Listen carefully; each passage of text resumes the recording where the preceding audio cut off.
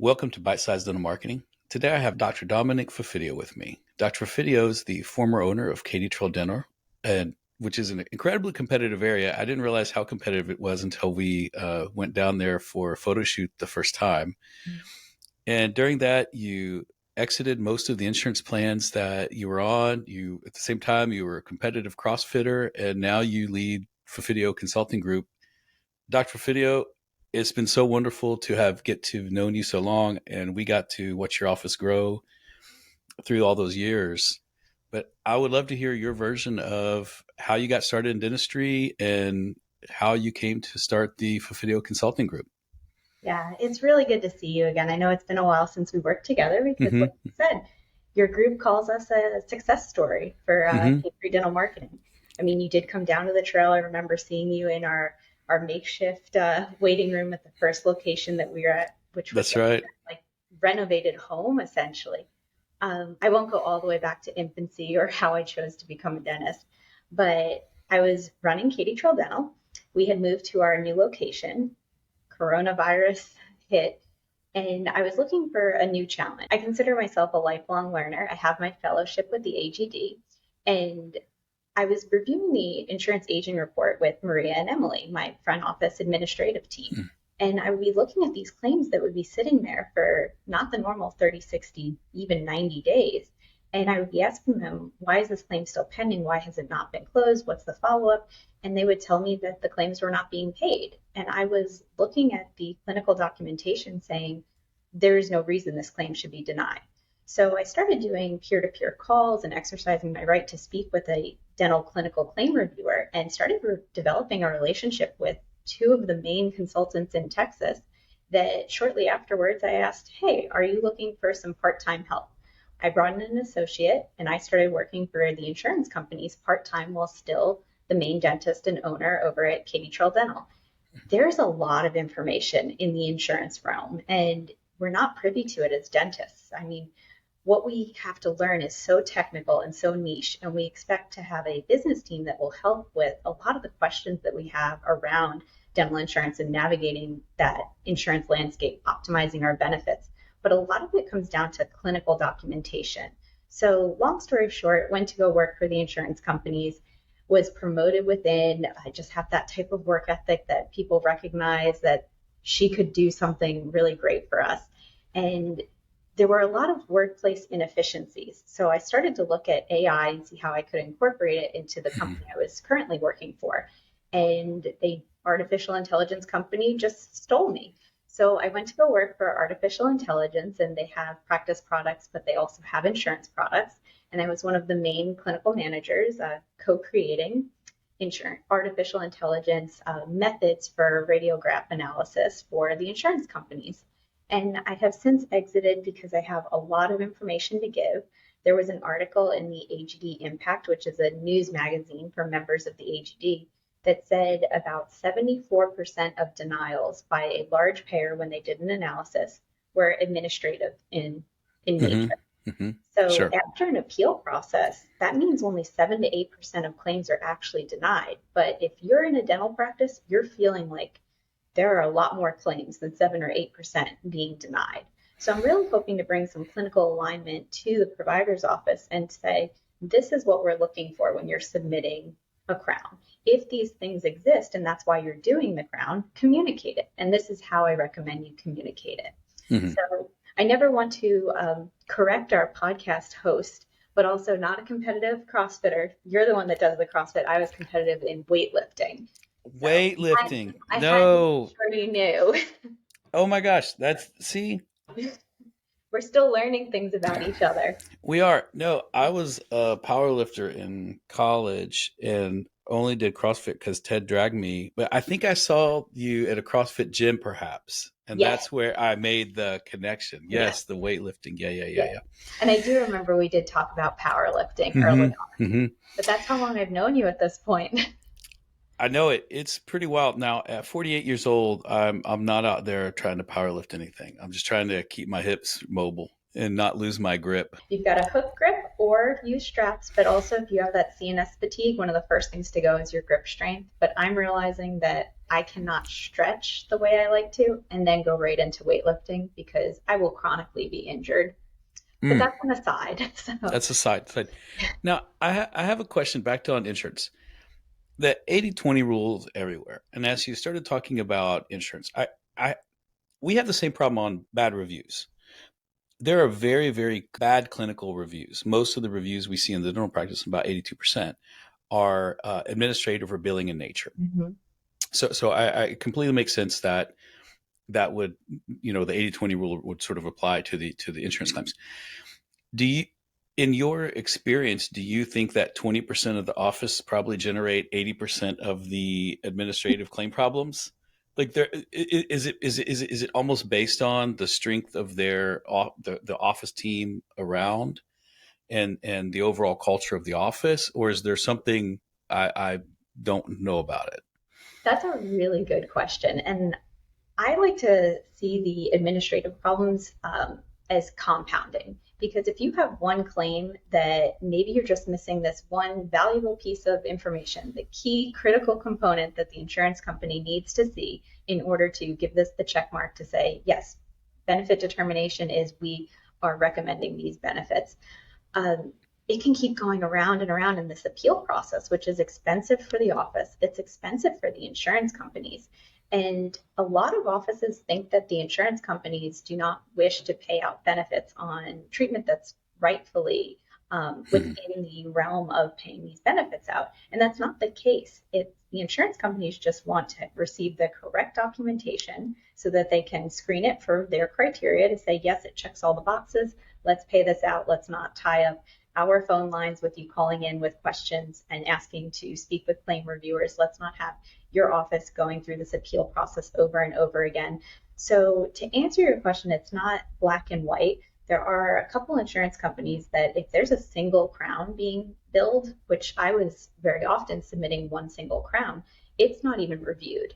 They will look at Mm. frequency, make sure that there's nothing, no red flag, make sure there's no waiting period and allow it. But then there are insurance companies that will review every single crown. So they're looking to say, is there a PA? Is there decay in a way that cannot be restored with a direct restoration like a filling?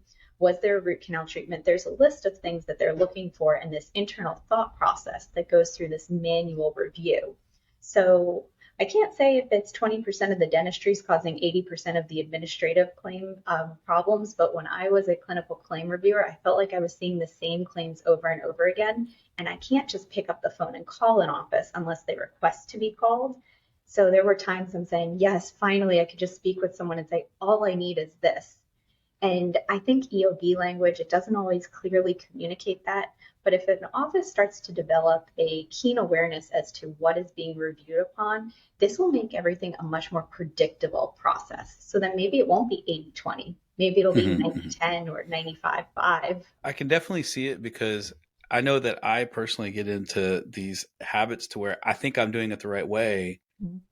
I'm getting feedback it's not, but the feedback is not actionable for me to actually do anything different with. Mm-hmm. Yeah, that's fascinating.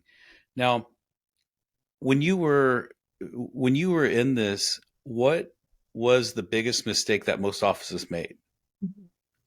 That's a really good question. And I would say that as a dentist, we want to practice preventative dentistry. We want to prevent catastrophic failure from happening. We want to prevent the that is preventable from happening. From a dental insurance standpoint, if there's specifically cracks on a tooth around a large silver filling, it doesn't necessarily mean from the insurance standpoint that medically that tooth needs a crown. There has to be some symptomatology, there has to be some testing, there has to be some proof that that crack is actually propagating in a way that would qualify for benefits. So Mhm. that was one of the glass shattering moments that I had when I transitioned to being a consultant for clinical claims adjudication, where someone had said just because there are cracks around a large silver filling, it does not mean a crown is necessary. Yes, that tooth will benefit from having a crown, but that's a different conversation with your patient. Then it's saying, hey, to prevent this tooth from fracturing in a way that's unpredictable and potentially needing a root canal, a core buildup, a post-and-core, potentially crown lengthening, and potentially still not being able to save the tooth, let's practice full coverage dentistry now to prevent those from happening. Dental insurance is not, it's a benefit plan. It's not insuring you against what could happen. So if that tooth is symptomatic at that time, or that crack is actually running through the tooth in a way that can be documented and proven to the insurance company, then those benefits will be paid. So if you're doing it for that reason, this is a no-brainer. Document it correctly, submit the appropriate documentation. It's stemming from the clinician, making sure that they are putting it in the medical record. But if you're doing it for any of these other reasons, then communicating to the patient that you have a dental benefit, but maybe not benefits from the insurance company. How are you going to, from the clinical side, from the entrepreneur owning your own practice side, to now, all this domain knowledge that you've gained from working with insurance companies on things? Talk to me about the approach of tying it all together into the Fufidio Consulting Group, and what would like an ideal client and ideal engagement look like for you? Mm-hmm. It's still very fluid and amorphous. I have acquired a tremendous amount of career capital, as I'm calling it at this point. I have reviewed for 21 clients, and that's a lot of insurance companies when they're all very similar at some point. And then I've had discussions in detail with insurance companies about, why do you reimburse it this way? Because I'm setting up your artificial intelligence to try and mimic what the clinical claim reviewer is doing. So what I've done is I have developed a structured improvement activity where I work with an office, and I can physically come into the office, but I've designed it to be done virtual in nature, where I go over an overview of what's happening with the insurance companies, go over key terminology, and then I break it down and I say, okay, crowns, onlays, veneers, initial crowns versus replacement crowns. These are the things that are being looked at. And then here are clinical use case examples. Dr. Baram Najad, the current owner at Katy Trail Dental, she let me come in and I pulled examples from claims that I remember calling on over and over again, that I had all the right clinical documentation, but I was only submitting pieces of it because I thought that's all the insurance company needed.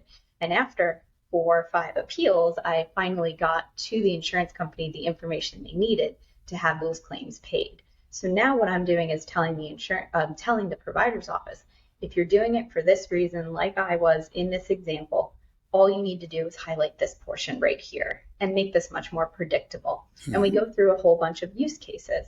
I've also created templates to remind the provider to go through the mental checklist and say, okay, do I need to put this in my notes? Do I need to put this in my notes? So that way it's in your signed and locked patient record. And when time comes to make the submission to the insurance company, your office manager can go in and take out the appropriate parts, just take an excerpt of it and send that off as your clinical narrative, because a narrative has a lot of impact. I'd also love to go over maybe a couple cases from specific offices that they consider troublesome claims.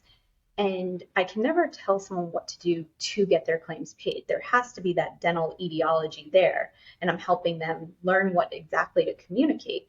But they may just have to learn from these failed claim submissions the first time around because they don't have the appropriate documentation in place. And we don't want to retrospectively go in and put it in because now that you know this, it's abusing the system. But learning, okay, this one was probably not paid for these reasons. Moving forward, when you have that, do this, this, and this.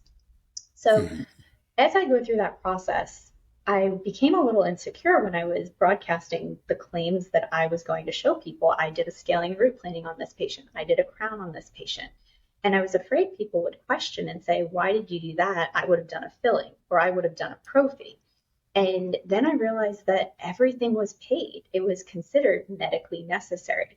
So I figured through this process, there's going to be some clinical discussion with the clinical team members saying, I would have done different treatment. And I think that'll be great to have a discussion with another provider and say, your clinical judgment will dictate the type of treatment you do, but maybe we need to have a discussion as a team about appropriate treatment planning or what periodontitis actually is, because there are new codes that are released every year to fit more gray areas. And when I trained, there wasn't that D4346 code. So a lot of scaling and root planings that are denied may fit into the D4346 code category, but this isn't really taught anywhere. It may be in the dental schools now, but before that code came into play. It wasn't taught to me. I went to a CE on it, but I was working for a DSO, so it was a different environment. And I just have a lot of education that I can give, and I hope that I have the chance to work with the team on verbiage. That was one of the things I loved, and we worked on it a lot with you and your team, Hmm. and you coaching us. And we just want to make sure that patients understand why they're having the treatment they are, and then the importance of returning for follow-up treatment. And then also, will your benefits plan actually reimburse for this, or is it a benefit, a dental benefit that you will have by having the treatment done, but you're investing in your oral health? So I hope I get to work with an office on verbiage, but my main claim to fame, not to be a pun, is going to be walking through that claim reimbursement process and explaining what happens in Hmm. the mythical black box of the insurance company so you can optimize your reimbursement rate. That's so powerful. I'm sure there are people who've done this. I've never stumbled on them, but I like how you went over there and learned about it, and now you brought it back and teaching other dentists how to be successful in it. I did have one final question. If I were if I were me and I have insight into the practice, what KPIs am I looking for, or if I'm a dentist, what indicators should I be looking for that I have a problem? Like, should I be getting, is it claim approval? Is it Mhm. percentage approved? Like what would the KPIs be, or Mhm. some metric to call you to be like, okay, I have a 68% or 92%, Mhm. thing about the thing. It's an excellent question, and one that I pondered a lot because now that I've been an entrepreneur and then I've gone and I've been more of an intrapreneur, so that entrepreneurial spirit working for other companies, not necessarily the enemy, because I think the insurance company is just misunderstood. They really do want to pay out these benefits, and a lot of times they actually just want to accept things as long as you make the appropriate submission. Mm-hmm. It's just their policies and provisions aren't broadcasted anywhere. And I am applying for a position where I'm hoping that I can also bring clinical alignment there, where I can help make those policies and provisions a little bit more visible to the provider's office because they're not secrets. It's just nobody's teaching to it. In the business realm, we're always focused on return on investment. Dentists aren't necessarily focused on that. And I don't know if it's different in your experience, but without a return on investment, nobody wants to do anything. I mean, yes, we're good natured. We want our claims paid. We want to be paid for what we do, which is a tagline I've been trying to use, but we want to see ultimately a return on our investment, whether it's financial or time. So I have actually made a return on investment schematic that is in relation to how many crowns someone would be doing in a month to see a return on their investment in my coaching practices. Same thing for scaling and root planing. But I've also been partnering with some of the local lenders in the area, and they have been saying to me, if someone's acquiring a practice, exactly like you said, what is a report that they could pull? And part of my discovery call is working with either the dentist that I'm doing this discovery call with or the front office, maybe office manager, administrative team member. And specifically, I want to know how many D4341s they're doing, D4342s, so the scaling and root cleanings, the full quadrant or the isolated, and Mm-hmm. the age on these patients. I want to know also if they're doing any 4346s because that'll give me some insight into immediately they will see benefit by me coming in and helping them because those 4341s are notoriously challenging to have reimbursed. And I'd like to just make sure they are billing appropriately. We sometimes default thinking there's calculus everywhere. This is going to be a tough cleaning. It is a generalized deep cleaning, but there may actually only be enough radiographic evidence for someone that's not chairside to agree to a limited. Limited is better than not getting any Sure. benefits. Yeah. So those are numbers that I can actually get a good pulse on the practice and then get an idea of how many crowns and how many buildups they're doing because buildups are notoriously hard to have reimbursed if they're not submitted correctly. There's actually another code. It's not reimbursed, but a lot of times when a core buildup is denied, it's because you're actually doing a D2494 and it's more of a block out or a filler. So I have a couple things that I'd like to inquire about to see how I can take an office to the next level, not just give them the education on these are the things that are reviewed for, but really let me help you take it to the next level, have a more predictable claim reimbursement process, and bill truly for what you're doing and have the documentation in place to support it. That's great. Okay, I have one more final question. So final. It's the How pull. does how does someone get in touch with you? So Google Fufidio Consulting Group, and yeah, I'll link out to the stuff. But in your own words, go ahead.